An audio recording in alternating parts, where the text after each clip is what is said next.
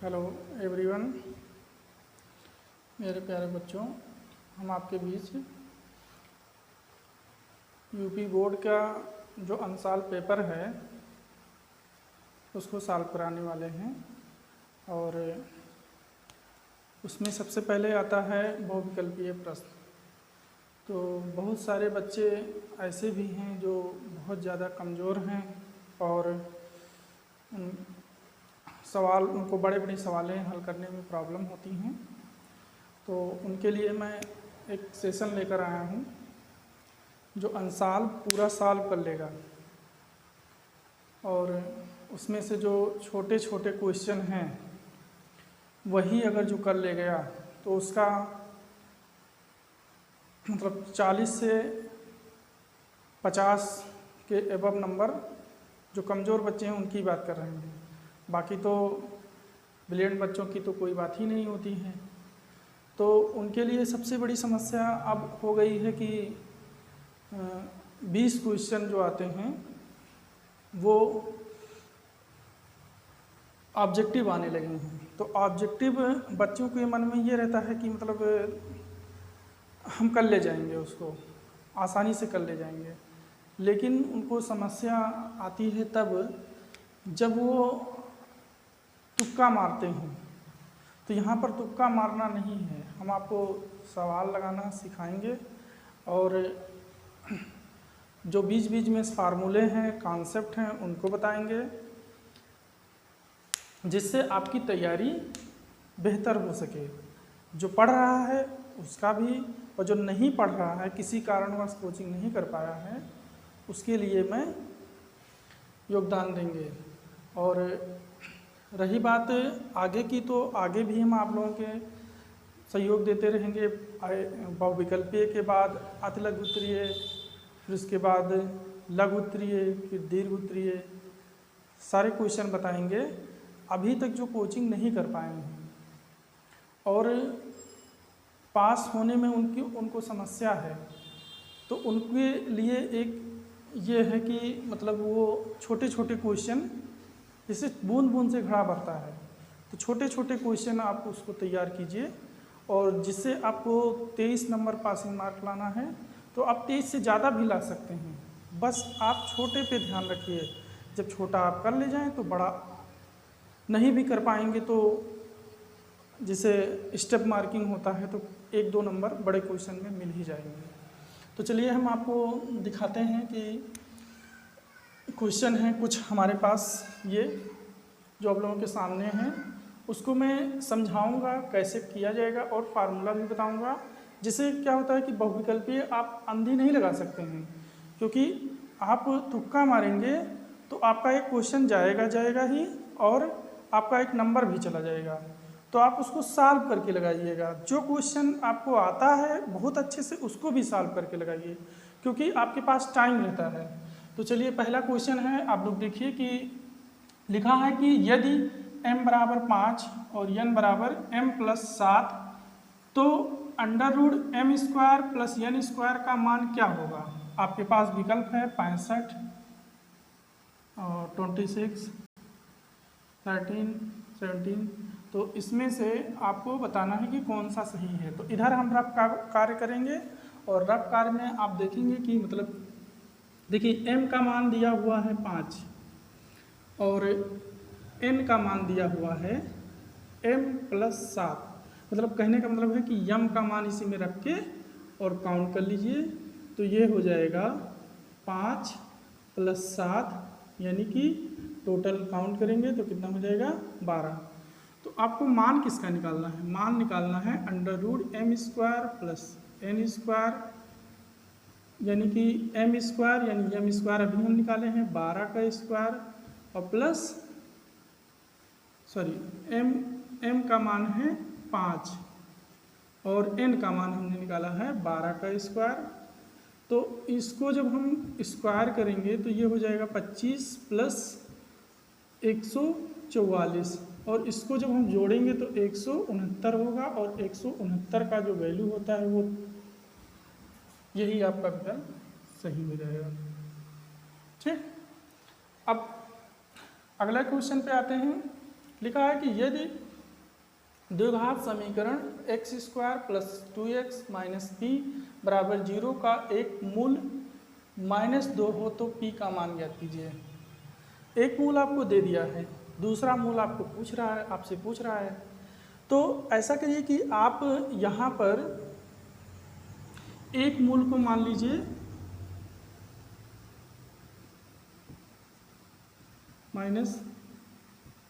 -x, तो इसी समीकरण में वैल्यू को रख दीजिए।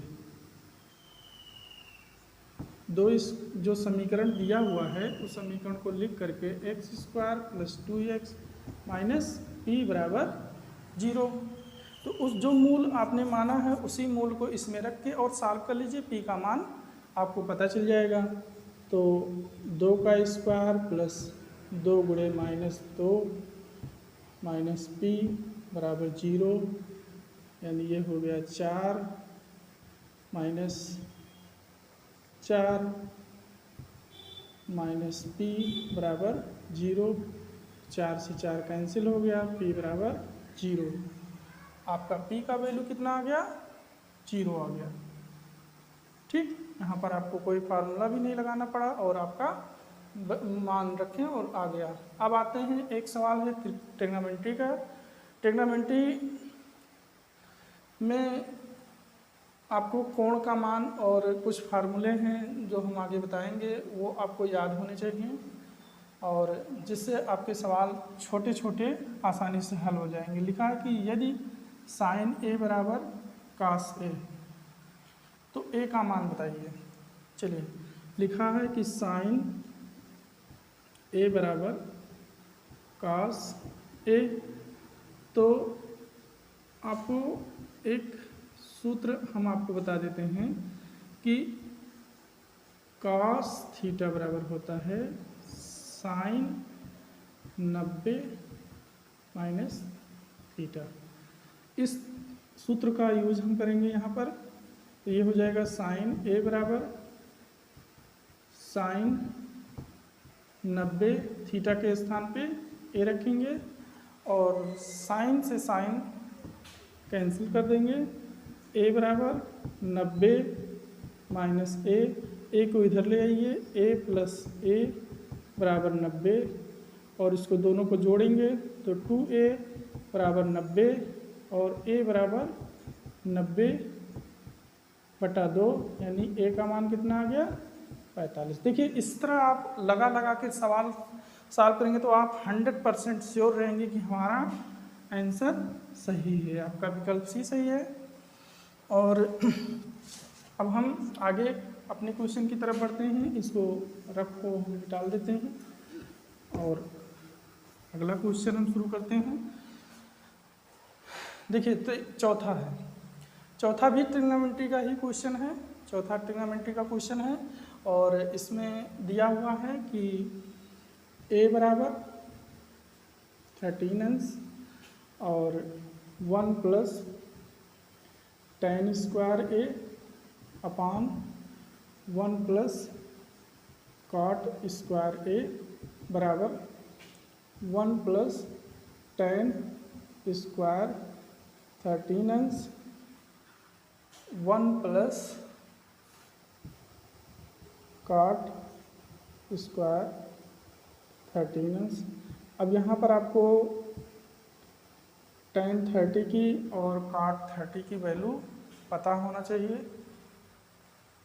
तो tan 30 की वैल्यू होती है 1 प्लस 1 अपान √3 का स्क्वायर और यहाँ पर होता है 1 प्लस cot 30 की वैल्यू अंडर रूट में स्क्वायर, तो ये हो जाएगा 1 प्लस 1 अपान 3 और ये हो जाएगा 1 प्लस 3, क्रॉस मल्टीप्लाई कर लीजिए 3 प्लस 1 अपान 3 और ये 4 हो जाएगा, 4 से 4 कैंसिल, 1 अपान 3, 1 अपान 3 ये आपका ये सही है। पांचवें सवाल में अब देखिए, कुछ सवाल आपको लगाने पड़ेंगे, कुछ सवाल आपको देखते ही हल हो जाएंगे, जिससे हम आपको तरीका बताएंगे। लिखा है कि निम्नलिखित संख्याओं में परमीय संख्या है अंडर रूट 9 √3 √0.1 और 0.11101110, मतलब इस तरह अल्टरनेट आर्डर पे नहीं है, सीक्वेंस पे नहीं है, अल्टरनेट पे है, चेंज होता जा रहा है। तो सबसे पहले हम देखेंगे कि मतलब ये परमीय संख्या होती क्या है। परमीय संख्या आपको मतलब डिफिनीशन पता है कि वह संख्या है जो हम P/Q के रूप में लिख सकें और जो रूट में या बटे में ना हो। तो अब यहाँ पर हम देखेंगे कि मतलब ये तो रूट में है, ये भी रूट में है और ये बटे में है, तभी तो ये दशमलव में आया। तो इससे तो हमको कंफर्म हो गया कि ये तो मतलब परमीय संख्याएं नहीं हैं, क्योंकि रूट में है और दशमलव में है। दशमलव में हो सकते हैं परमीय संख्याएं भी, लेकिन सीक्वेंस में होगा। जैसे 1 1 1 है तो ये सीक्वेंस ऑर्डर में होगा, और ये भी है तो इसका जब हम लिखेंगे तो ये हो जाएगा 1/2, मतलब इसका 0.1 का मान। तो ये भी रूट से बाहर नहीं निकलेगा, ये भी रूट से बाहर नहीं निकला। इसको देखते हैं कि मतलब ये भी तो रूट में है, लेकिन इसको हम चेक करेंगे कि मतलब परमीय है कि नहीं है। देखिए √9 को हम लिखते हैं 3 × 3, मतलब ये करणी में 3 × 3, करणी का हम यहाँ पर 2 छुपा रहता है, यानी 2 इससे कॉमन हो जाएगा, मतलब आया 3। तो ये वाला आपका रूट से बाहर आ गया, तो ये आपका परमीय संख्या है। फिर उसके बाद एक सवाल और है, 6वां नंबर। लिखा है कि यदि cos A बराबर 7/25 तो tan A और cot A का मान ज्ञात कीजिए। इसमें आपको लगाना पड़ेगा पाइथागोरस थ्योरम। जैसे विकल्प का क्वेश्चन है तो हम ज़्यादा टाइम भी नहीं दे सकते हैं इस पर, तो आपको हम शार्ट लगाने का तरीका बताते हैं कि आप तुरंत कर ले जाएं। और आपको मतलब त्रिभुज तो बनाना पड़ेगा, त्रिभुज बिना बनाए आप इसको करने का प्रयास करेंगे तो गलत रहेगा, ठीक है। ये आपका याद करने का सबसे आसान तरीका है। जैसे ये कोई बताता जल्दी नहीं है, लेकिन इसको मतलब लोग कहते हैं कि इसको इस तरह नहीं पढ़ा जाता है, लेकिन अब क्या है कि विकल्प के क्वेश्चन करने हैं तो हमको ज़्यादा डिटेल में नहीं जाना है, और हमको इस तरह निकाल करके ये साइन होता है, ये कॉस होता है और ये टैन होता है। हमको कॉस की ज़रूरत है। कॉस थीटा बराबर होती क्या है? कॉस थीटा बराबर होता है आपका आधार बटा कर्ण, आधार बटा कर्ण। और कॉस का वैल्यू कितना दिया है? कॉस ए का वैल्यू दिया हुआ है 7/25, यानी कि आधार A/K, आधार बटा कर्ण। आधार है 7 और कर्ण है कितना? 25। आपको लंब ज्ञात करना है तो L स्क्वायर, L मतलब लंब स्क्वायर, पाइथागोरस प्रमेय में होता है L स्क्वायर कर्ण स्क्वायर, कर्ण स्क्वायर बराबर L square plus A square. तो कर्ण की वैल्यू आपको दी हुई है 25 का स्क्वायर, लंब की वैल्यू आपको ज्ञात करनी है, आधार की वैल्यू दी हुई है 7 का स्क्वायर, यानी ये हो जाएगा 625, ये हो जाएगा 749 L स्क्वायर। 25 में से 49 को जब हम हटाएंगे तो कितना बचेगा? 15 में से 9 गया 6 और 1 बचा 11, 11 में से 4 गया 7 और यहाँ पर 5, और इसका रूट में 576 और इसका होता है 24, यहाँ पर हो जाएगा 24। ठीक है, अब हमको जो वैल्यू ज्ञात करनी है उसको देख लेते हैं। ये है tan A plus cot A, इसकी वैल्यू में तो tan बराबर क्या होता है? लंब बटा आधार। लंब कितना है? 24 और आधार कितना है? 7। फिर उसके बाद cot क्या होता है? इसी का उल्टा होता है, आधार बटा कर्ण। तो आधार बटा कर्ण, आधार है 7 और कर्ण कितना है आपका? आधार बटा लंब होता है, आधार ये, तो इसको क्रॉस मल्टीप्लाई कर लीजिए। अभी हम यहाँ पर निकाले थे, क्रॉस मल्टीप्लाई करेंगे तो ये हो जाएगा 576 और प्लस 7 7 49 और बटा